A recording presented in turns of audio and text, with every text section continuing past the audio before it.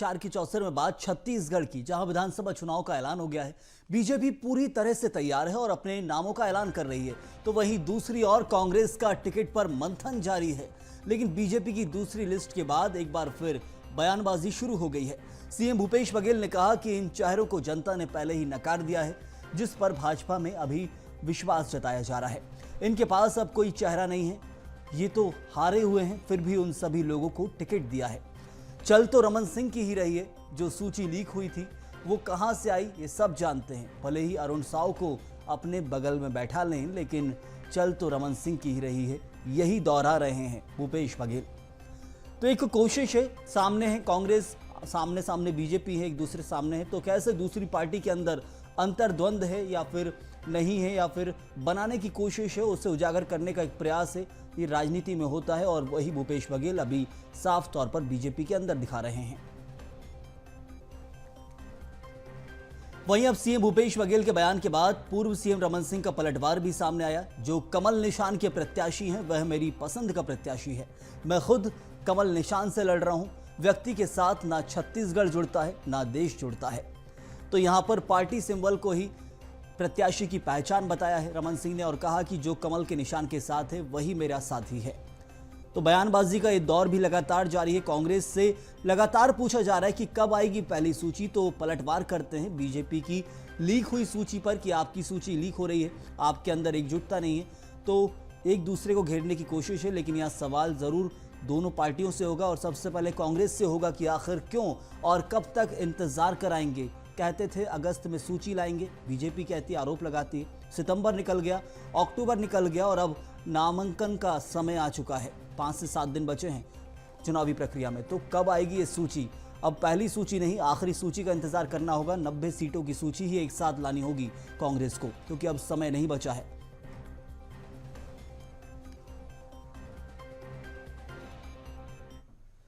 तो देखा आपने, जहां एक तरफ बीजेपी कांग्रेस एक दूसरे पर वार पलटवार कर रहे हैं, लेकिन सबसे बड़ी चीज यही है कि एक दूसरे पार्टी जो है वो इंतजार करती है सामने से कौन प्रत्याशी है किसी सीट का।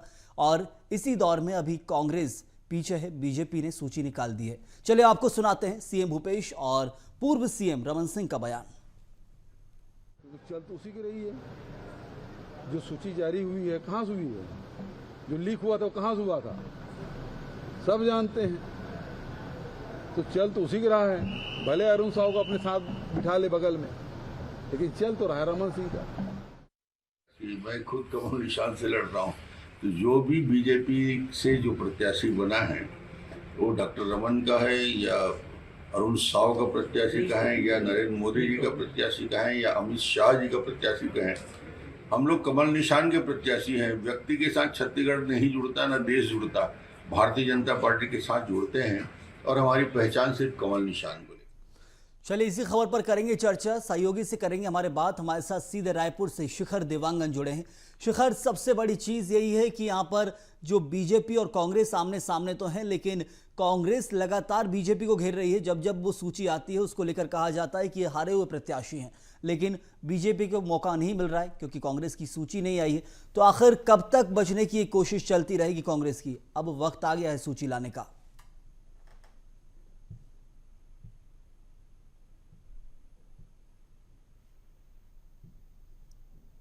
शिखर, आप तक आवाज पहुंच रही है?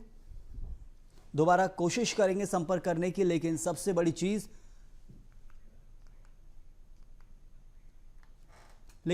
चीज यही है कि एक तरफ जहां बीजेपी और कांग्रेस आमने सामने है, कांग्रेस का भी एक बयान आया था कि जब बीजेपी की पहली सूची आई तो कुछ जगह अंतर्द्वंद देखने को मिला। कई जगह प्रत्याशियों के बगावती तेवर देखने को मिले, जो अपने आप को प्रत्याशी मानते थे लेकिन उन्हें नहीं बनाया गया। और इसी अंतर्द्वंद से जहां राज्य के उप मुख्यमंत्री टीएस सिंहदेव ने कहा कि जिसने पहली सूची निकाली है उनके यहाँ क्या चल रहा है वो देखने लायक चीज़ है, तो हम जल्दबाजी नहीं करेंगे। और जल्दबाजी नहीं करने में अब वक्त नामांकन का आ रहा है। तो आखिर अंतर्द्वंद से क्या कांग्रेस भी डर रही थी? बीजेपी के अंदर अंतर्द्वंद देखने को मिला था, क्या कांग्रेस भी डर रही थी? ये भी एक सवाल है। चलिए शिखर देवांगन हमारे साथ जुड़े हैं, उन्हीं से चर्चा करते हैं। शिखर, सबसे बड़ी चीज वही है कि आखिर कब तक अंतर्द्वंद से कांग्रेस अपने आप को बचाकर रखेगी? कभी ना कभी तो सूची लानी पड़ेगी। पहली सूची के बाद खूब अंतर्द्वंद के और बगावती तेवर के आरोप लगाए थे कांग्रेस ने बीजेपी के ऊपर। देखिए, बीजेपी की पहली सूची जारी हुई थी जिसमें 21 विधानसभा क्षेत्रों में प्रत्याशियों की घोषणा हुई थी। इसके बाद कल जो है दूसरी सूची जारी हुई। 64 विधानसभा क्षेत्रों के प्रत्याशियों के नाम घोषित कर दिए गए हैं। बीजेपी ने फिलहाल 5 विधानसभा जो क्षेत्र हैं उनके प्रत्याशी घोषित होने बाकी हैं। लेकिन जिस तरह की स्थिति अगर कांग्रेस की बात की जाए तो कांग्रेस में लगातार बैठकों का दौर जारी है और बैठक में मंथन इस बात को लेकर किया जा रहा है कि कौन प्रत्याशी जो है सबसे प्रबल दावेदार है और किसके